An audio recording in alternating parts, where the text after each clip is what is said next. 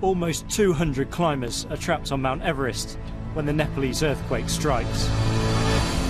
Whoa, inside! 18 people die on the mountain. Keep down! Under the table! But some have a miraculous escape. Must be an earthquake.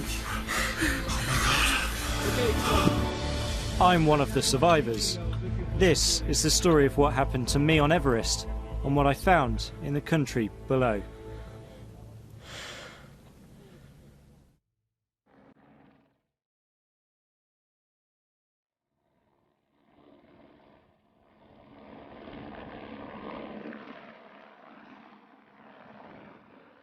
It's April, and I've been given the world's greatest job, setting up a BBC bureau at base camp on Everest.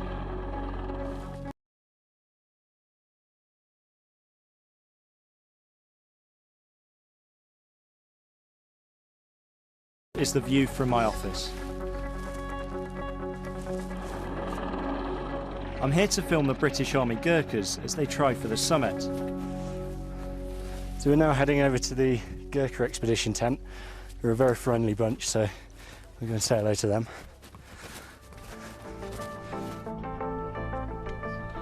The Gurkhas come from Nepal. They're climbing Everest to mark 200 years of service in the British Army. And I probably wouldn't be alive if it wasn't for them. This is Andy Todd, Deputy Commander of the Gurkha team, and the Gurkhas, what are they up to at the moment? So the boys are just, some of them are just going out doing a bit of acclimatisation trip. Some of them are just sitting around drinking brews, waiting for this weather to improve so we can go up the icefall.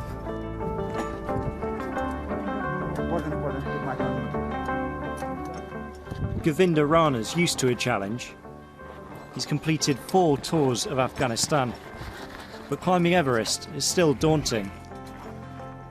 That challenge and this challenge is different. So there is challenge here, it's not fun climbing, top of the world.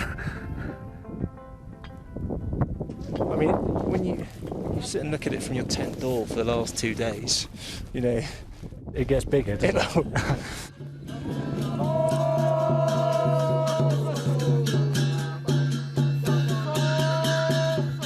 The Sherpas are our guides and protectors.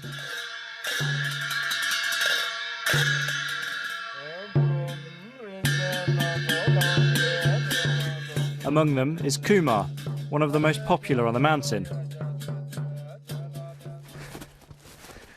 I had no idea that you were a barber as well. The camp barber, Tenzing, So how often do you do this? and his customer, Pasang Temba. All 3 will be dead within days. I'll leave them to it, I think.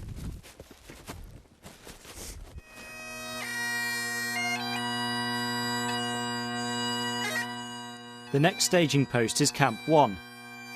To get there, we have to go through the infamous icefall. 16 Sherpas died there last year. The Gurkhas take a moment to pay their respects before we set off from base camp.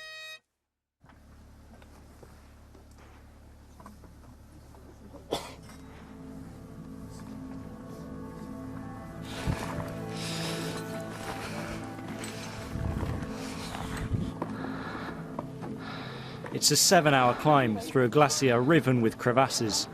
The towers of ice are constantly moving.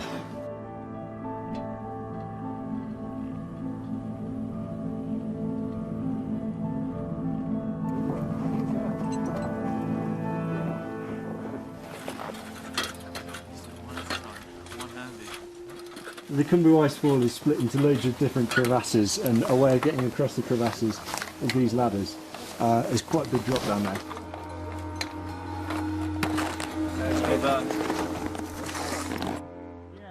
We get out of the icefall just in time. We're arriving at Camp 1 when the earthquake hits. Back at base camp, this is what happens. The ground is shaking.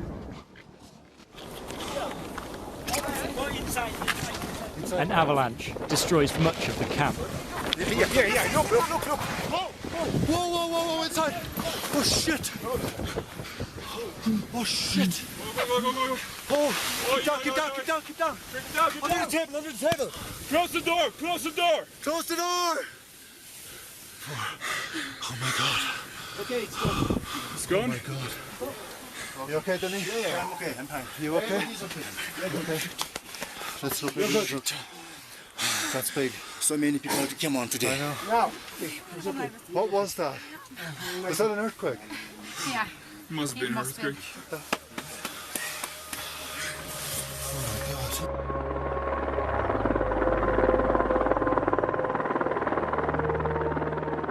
18 people die at base camp.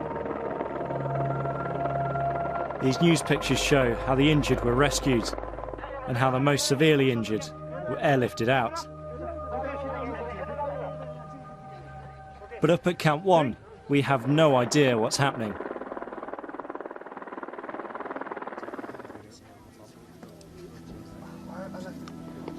The avalanche has cut us off from the rest of the world.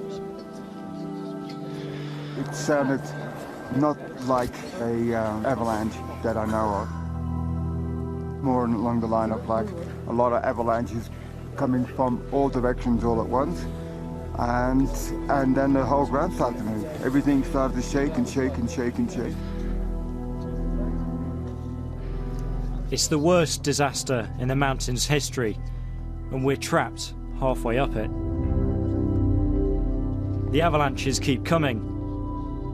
The ones below us are not dangerous. The ones above are. Our guide shouts a warning each time. One below, one above.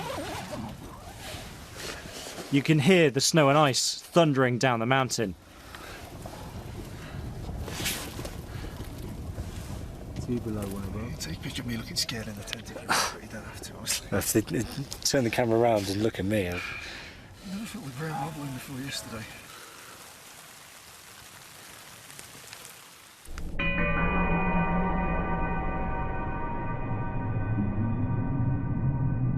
Camp 1 is always dangerous. It's so prone to avalanches, you only stay for 18 hours on a good day. Almost everybody thinks we're going to die. We try and carry on as normal. How many guests do you have in there? We have one full and one part. We're fine. Yeah, thank you, Tunde. Our Sherpas help keep us all alive.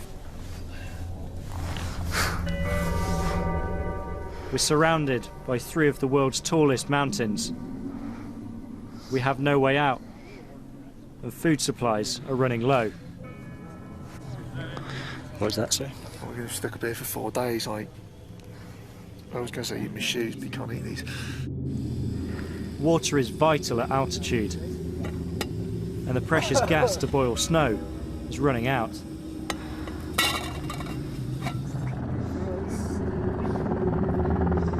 It's 24 hours before we see our first helicopter. A few climbers are rescued. Then the weather closes back in. The Gurkhas take control. I think if we draw up a list of who's getting out and when, chopper-wise, then we can have a look at who's remaining. We're stuck for another 24 hours as avalanches come down.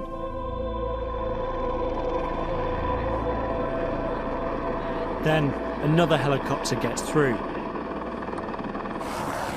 I'm on my way.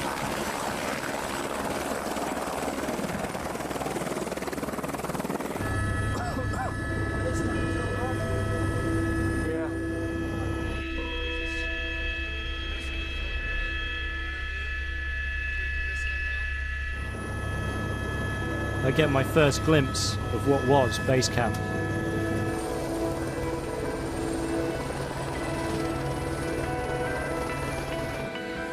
It's unrecognizable from what we left behind.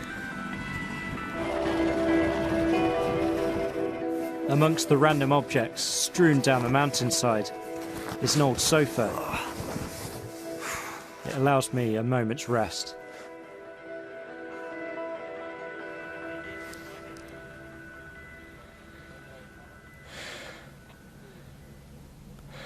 It's the most ridiculous situation I've ever been in.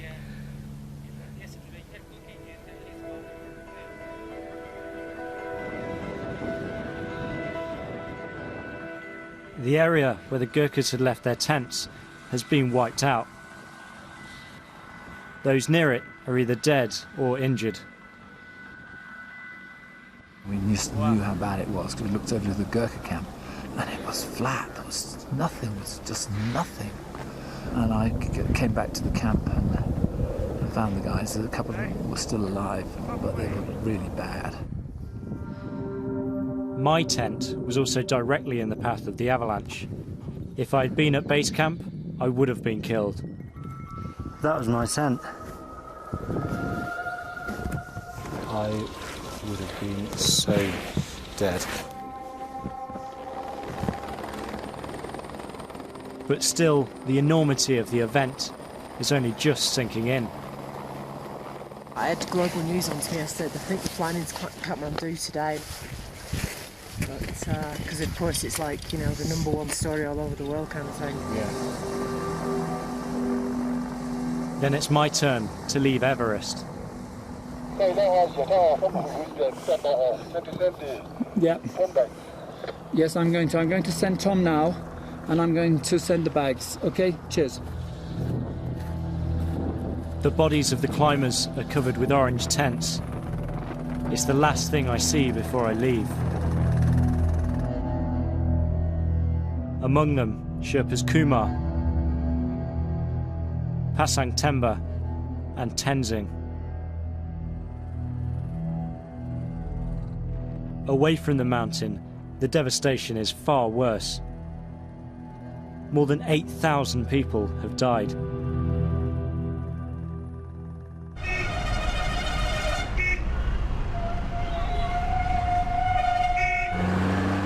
This is Nepal's capital, Kathmandu, a month after the earthquake.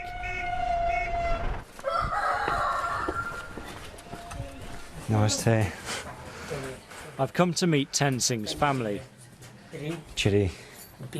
Prima. Their father started work as a Sherpa on Everest just 2 years ago.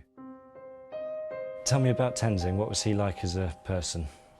काम राम्रो गर्छ सबै के ठीक बानी राम्रै छ सबै छ अनि अब के गर्नु अब त्यस्तो भयो उसको मनमा त्यस्तो थियो हामी नि यसरी दुःख गरेर कामेर हामी नि अब जग्गा किन्छु अरु जस्तै अब साथीहरु जस्तै अब भन्छ नि अनि हामी नि यसरी बस्नु पर्छ अब मलाई मरेको अब मर्यो भने त अब छैन मरेकै उ भने म त आउँछ होला मात्रै लाग्छ आउँछ होला मात्रै लाग्छ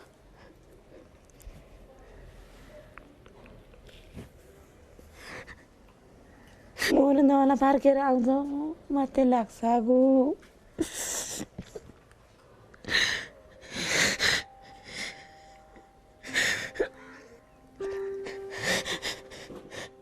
घर बनेको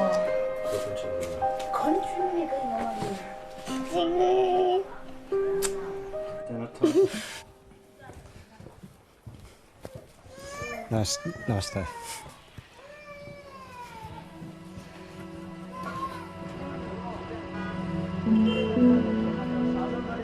Whole neighbourhoods have been reduced to rubble.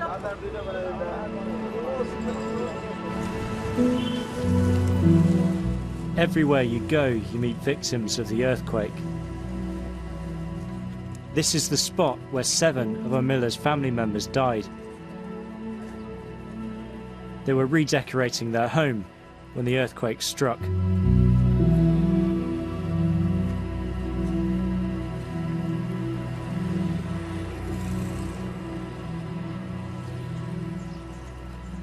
This is, I believe, the first time they've been back to the site where their family lived. It's not exactly going to be easy for them.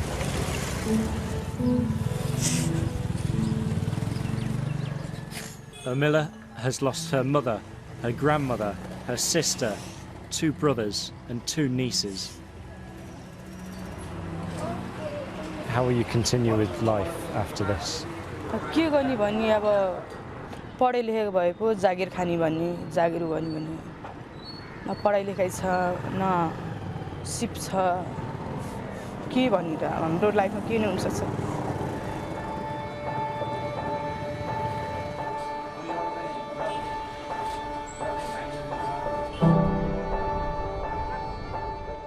The buildings still standing are often dangerous. Hundreds have taken refuge on this golf course.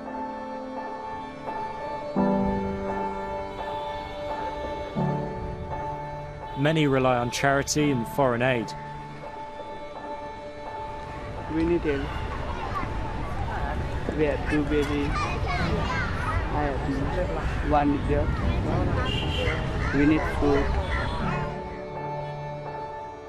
These people have lost so much, but they retain their hospitality.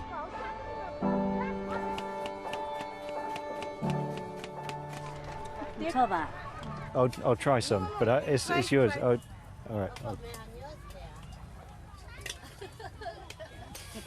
Thanks. So even after everything that's happened, their generosity is unbelievable.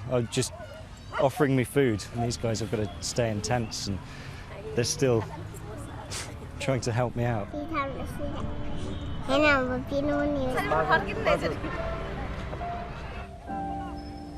If anyone can put this country back together, it's these people.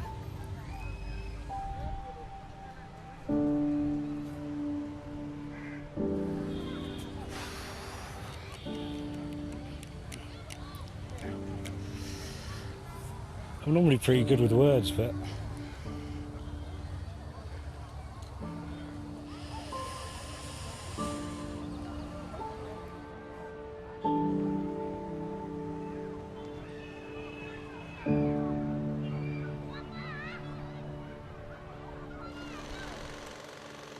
it's not just Kathmandu that has been devastated.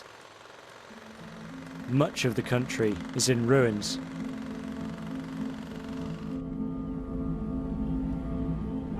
I'm heading out of the city with the British Army. We drive with Govinda, one of the Gurkhas who helped me on the mountain.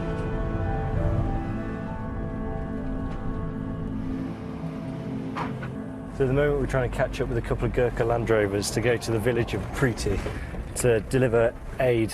It's the first time aid's been delivered in this particular place. We're heading to a remote region which was hit by a massive aftershock. It's a grueling 48-hour journey. Every town and village along the way has been severely damaged. This is the town of Jiri, and almost, well, as we drove up, every single house we saw has been either destroyed or cracked to a point of being condemned. It's painfully slow going for our aid convoy. At the moment, they've got a flat tyre, and they're doing what the locals seem to do best, is repairing on the move.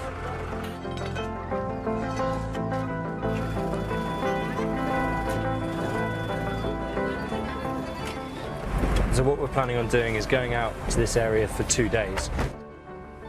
And that will give the Gurkhas a chance to work out exactly how much damage there is and what they can do to help the people there, and us a good opportunity to see how they do it. And we've stopped already.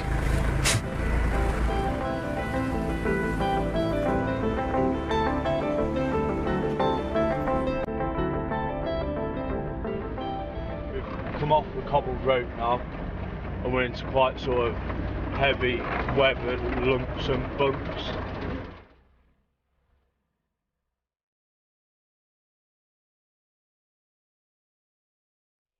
As the roads get worse, the aid lorry struggles to make it up many of the hills.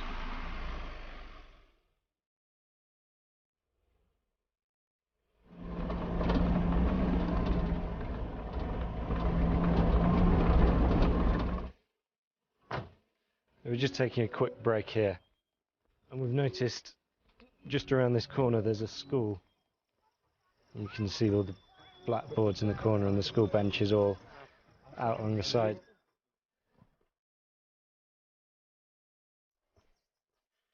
few kids have come to say hello.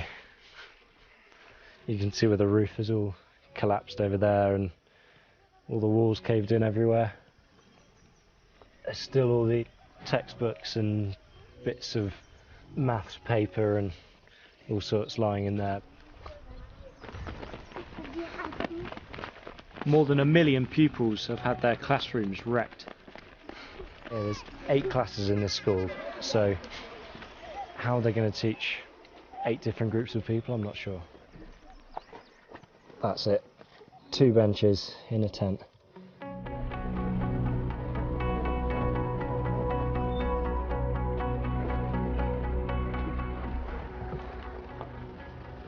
They're in another destroyed village.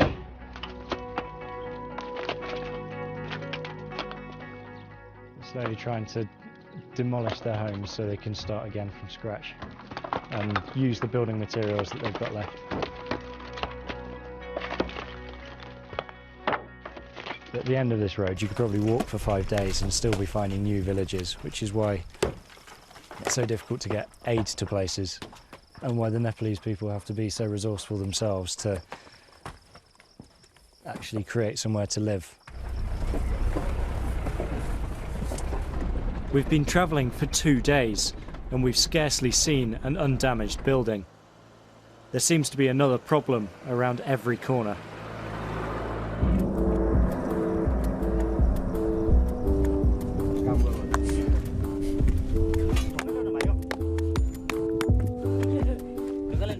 The Nepalese people are rebuilding the country stone by stone. The further we go away from the main road, the more people are helping themselves. And this is rebuilding the road so more supplies can get to them, so more people can help them. It's quite ingenious the way they make it. They just hammer rock straight on top of the dirt.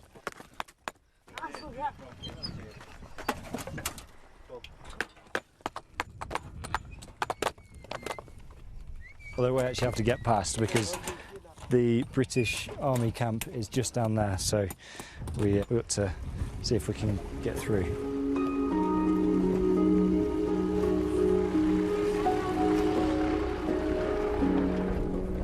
We're just heading on the final stretch to the village of Preeti.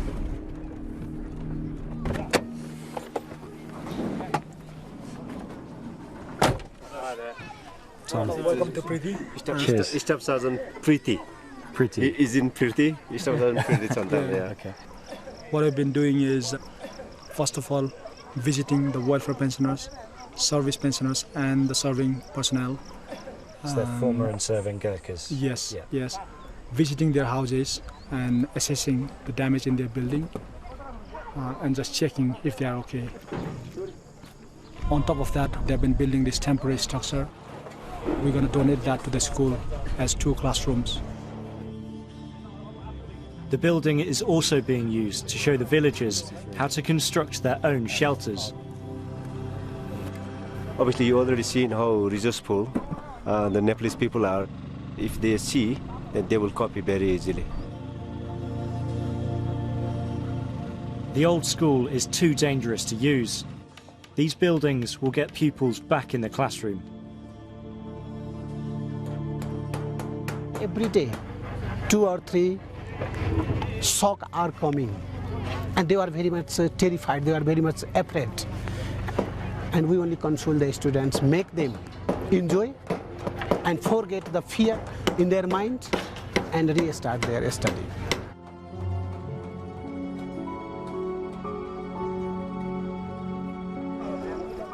The Gurkhas give materials to the families of soldiers to help them put up shelters. But it's a race against time. The monsoon rains will soon make building impossible. 1,400 houses have been checked in the area. Not a single one is safe to live in.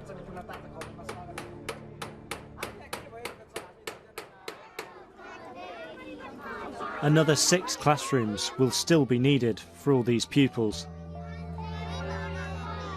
Here 2-3 class students sitting under that tent.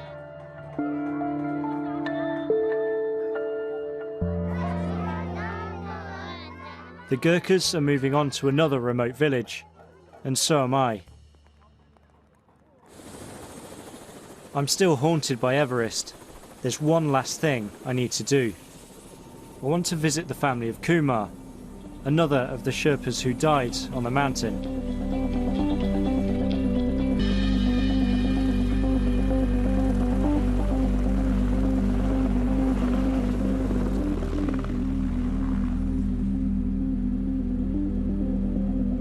I feel apprehensive. I can't stop thinking it should be Kumar returning home, rather than me. Kumar's widow, Pancha, is waiting to greet me. Namaste. Namaste.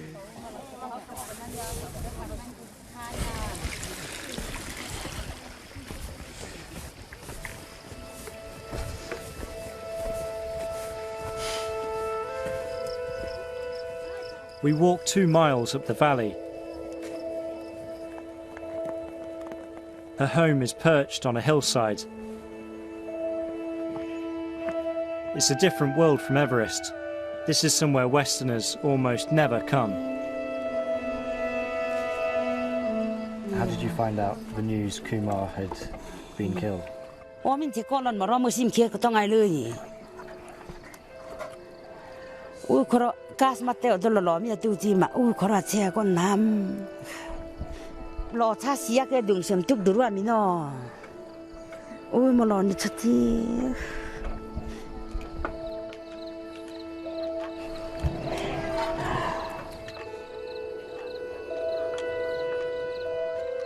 Pancha is surrounded by her family, but there's obviously a deep, entrenched sorrow. Despite all that they're going through, I'm still offered food and a place to stay overnight. Once again, I'm touched by their hospitality.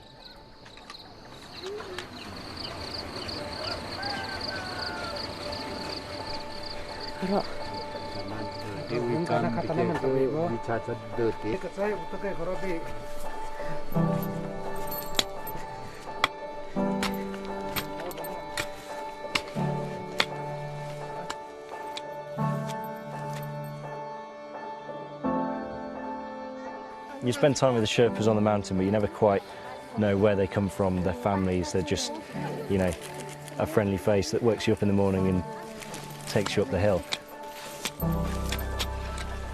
But coming out here and seeing, you know, where they live, what they left behind, and what they were risking by helping Westerners get to the top of the mountains, quite poignant. They're leaving all of this behind, and you never quite appreciate that until you get there. My time in Nepal has come to an end. I escaped death on Everest, but many here weren't so lucky.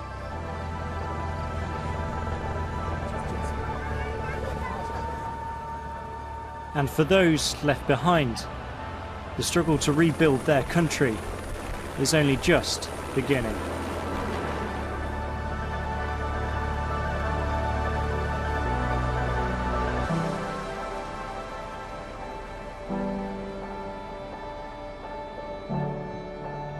We're with the Met, next on BBC One, while BBC Two now visits Japan, Earth's Enchanted Islands.